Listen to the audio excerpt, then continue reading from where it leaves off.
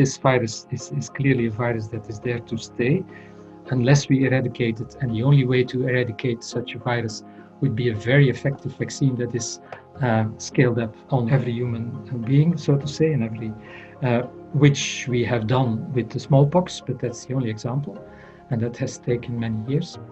So it will most probably stay. The other thing is that well, it belongs to a family of viruses that we know, the coronaviruses. The question now that one of the questions is, will it behave like these other viruses? And they have a more, and that's one of the discussions and also one of the unknowns, they have a more seasonal reappearance, so they're more bound to the winter and the spring and the autumn and less in the early summer.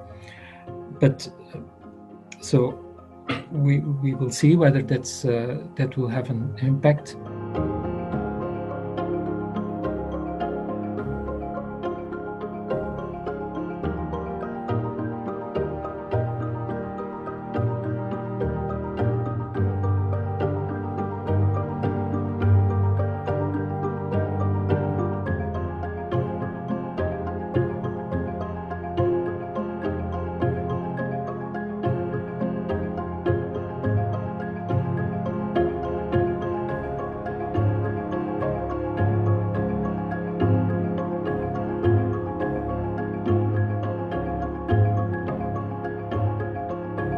We know that people develop antibodies. That has been clearly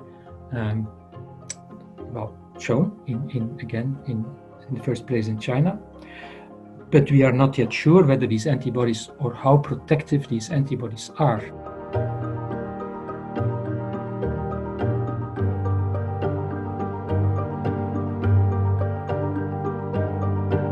So most probably antibodies are at least partially protective, but how long will this protection remain? Is it a matter of months or years? So that the epidemiology in the future will depend on that.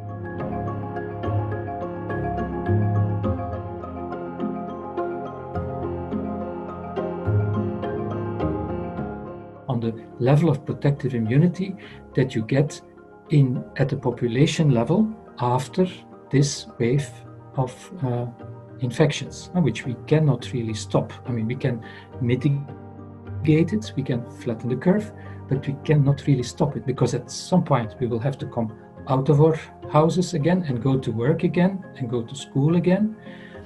And nobody really knows when this moment is.